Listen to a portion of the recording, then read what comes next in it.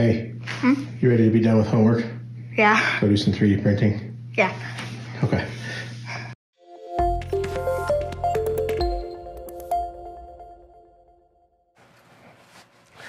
Hello and welcome to Qubit Tech Talk November 2022.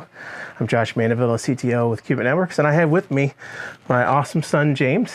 We're going to talk about 3D printing. How are you doing? Good. Good. So, we started 3D printing last year, and we've had some fun. We printed a lot of crazy stuff, mainly just fun stuff. Yeah. Have we printed anything practical? Parts for the printer. Oh, yeah, that's right. We did print parts for the printer, and we fixed a pair of headphones. We printed practical things. You can find these pieces online. We've printed a piece. It was definitely cheaper to print it ourselves than to buy a new one. That's for sure. And it was fun. Yeah. So there are many different types of 3D printing. We probably started with the entry level, which is called... FDM. What does FDM mean? Fused Deposition Modeling. Okay. Deposition. Fused Deposition Modeling, yes. FDM, what does that mean? What kind of printing is that? It uses a reel of filament, which is fed through a track and heats it up really hot, about 200 degrees Celsius. Correct. And then the nozzle moves around a board that is at about 60 degrees Celsius. And as it moves, it spits out the filament. The filament then cools and hardens into plastic. Yeah. So it prints it layer by layer by layer. What's some of the things that we had to learn to think about when we first started printing?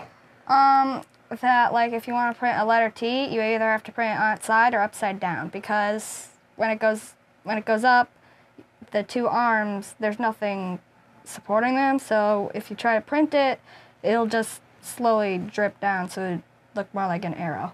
Yeah, it'll just turn into a big giant mess, really. We looked at this, we had to look at... You can print things on a slope, though. We can, yeah, we did find out we can print things on a slope. Depending on the slope, we can actually print a ball if we want to. Yeah. It just takes a while and you have to go slow. But that's one thing that we had to learn how to do is James, as he has learned to design, he's had to learn to design not first for how he wants it to look and then for actually printing. Because how many parts do we have to print for the one that you want to print? 1, 2, 3, like 5 or 6. 5 different prints for the overall piece. Although and ours only prints one color at a time, which means we have to extract the filament that's in it and then put in new filament every time we want to change a color. Correct. And how often, how long does a print normally take? Well, the one that I want to do, the small nether portal, is probably about 3 hours, 4 hours. Yeah, 3D printing takes a while. And that'll be like this big, so. So we do this FDM printing, which takes this spool of filament, which we're going to have video of James loading the filament and everything. But what's the next type of 3D printing we're thinking about getting into? Resin 3D printing. Yeah. Which it uses ultraviolet light. Yeah. To harden, it's a resin of plastic. Yeah, it's basically liquid plastic, sort of. It's a liquid resin. It uses ultraviolet light to harden only parts of the resin, and then it looks like it's still liquid, but once you reach in, there's something solid inside because it hardened some of the liquid. Yeah, and it prints upside down, so there's this vast pool of resin, and it's got a plate that lets ultraviolet light through. Layer by a layer, layer by a layer by layer. There's a lot of post-processing, and you got to watch out for fumes. It does go faster than the FDM. It can. It is a little harder to set up, but you can get it to work better than the FDM. You can get more detail, because the FDM, you're limited by your nozzle size and all kinds of stuff. We're still pretty much basic at this. For resin 3D printing, does it let you print like that letter T? Correct. Okay. But it will use supports. And in the software there's a way to print supports, but it's a whole other type because it's printing upside down, so we have to learn how to do that when we get it. We're going to probably get a resin 3D printer later this year if we can. The filament we use now is PLA, which is called polylactic. Yeah, I'm not sure how to pronounce it. polylactic. Polylactic What is acid. it? Do you have it written down? Yeah. That. Polylactic acid.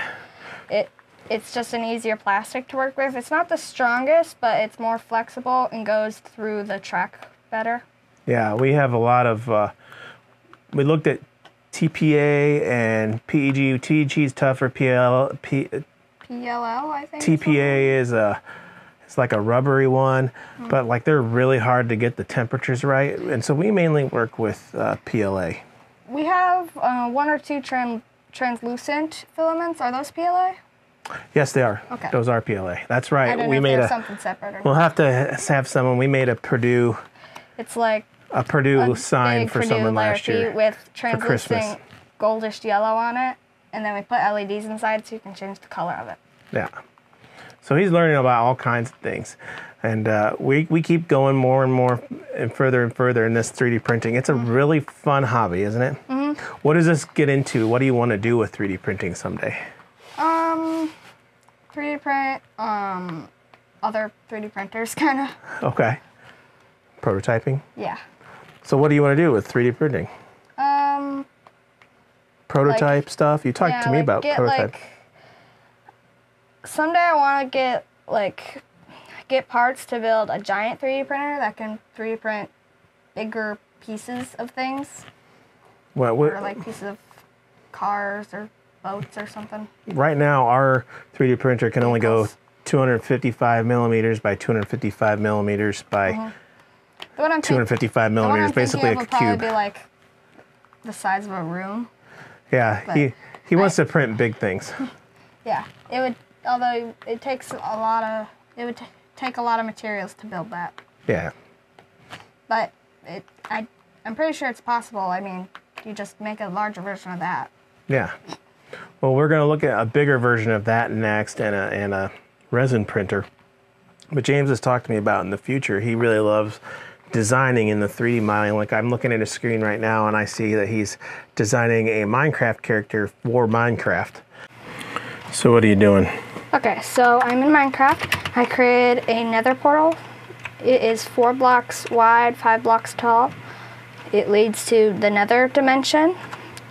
And I'm going to create that in Tinkercad, which is the CAD program I prefer to use, and 3D print it. Cool. So first, I made it in bricks. Let me change it to inches. And then I can set the snap grid, which is like how far it moves it on its own, or the measurement style. I prefer to use brick because it's really simple. If I make it 4 blocks, just a second. Let me change this back to bricks. Wait, no, I want it to be in brick mode. Alright. So if I make it 4 bricks wide and 5 bricks tall, 1,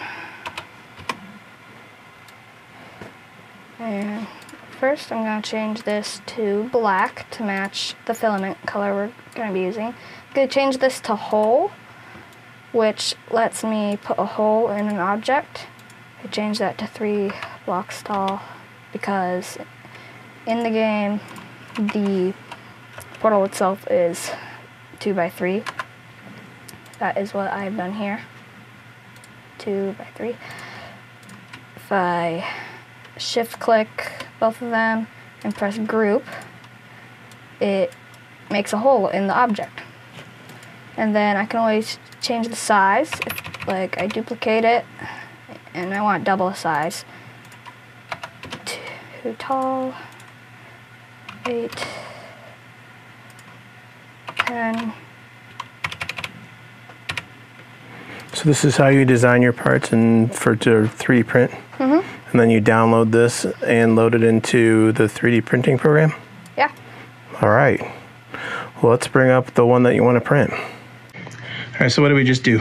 So we put the reel of filament on, and we're waiting for the nozzle to heat up to the right temperature so we can feed it in so that we can start printing. Cool. What did we make for this 3D printer? So we made a better thing to hold the filament because the one that came with it wasn't that great. We made this block right here so that to secure this down more.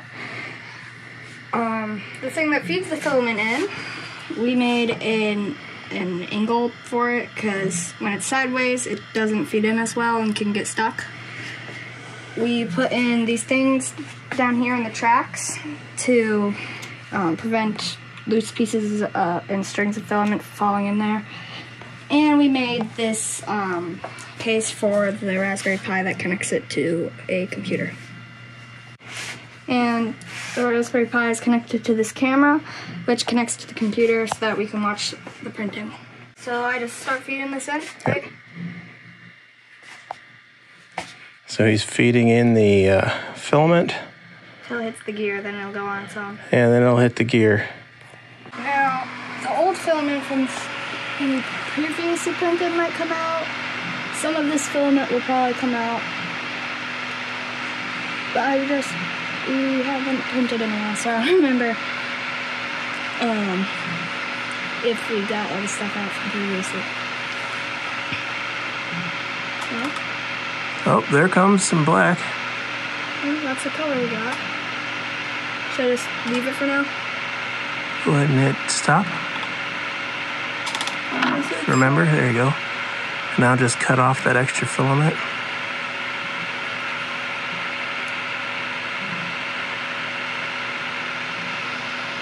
There we go. This is how you prep it.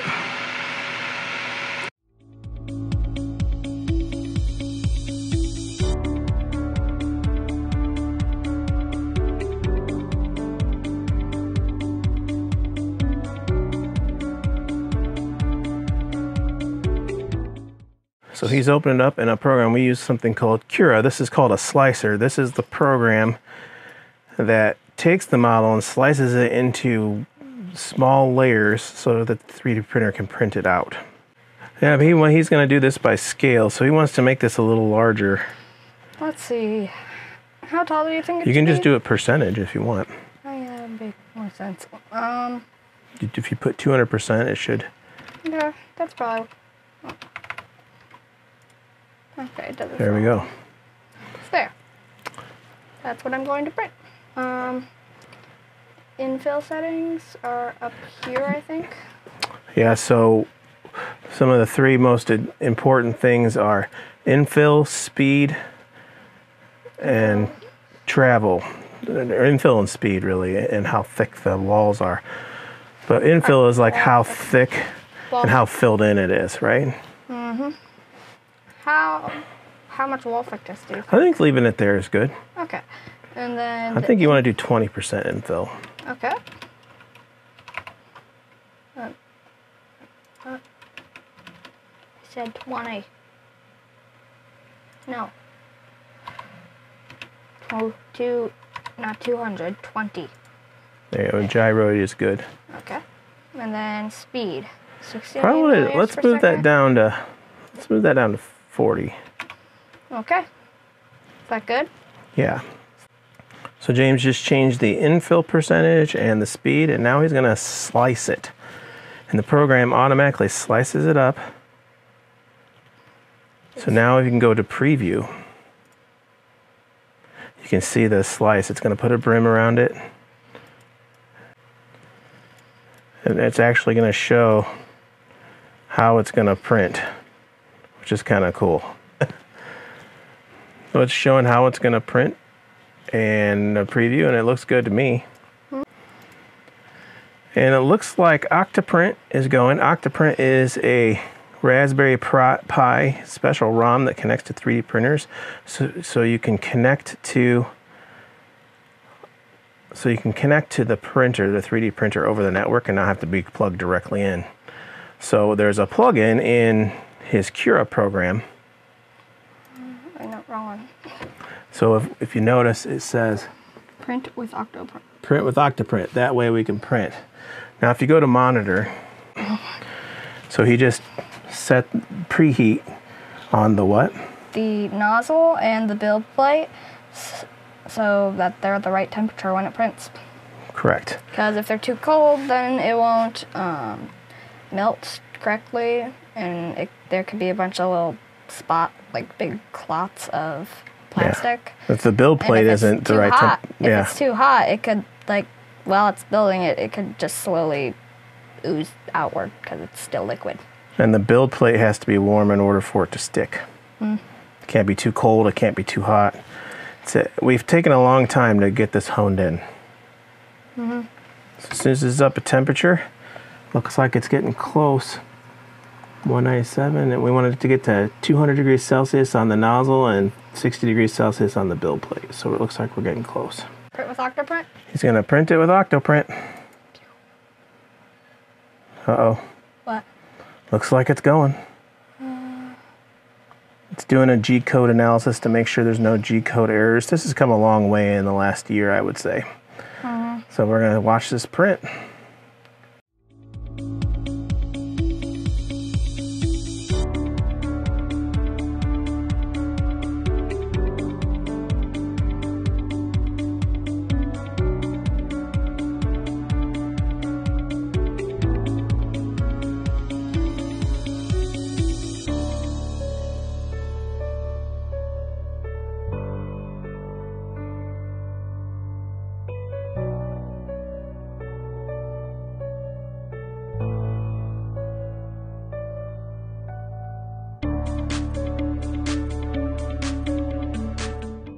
So the print is done. I just have to remove this thing now and remove the filament. Yep. Let's remove the filament. Okay. So now we're going to remove the filament. Here's the...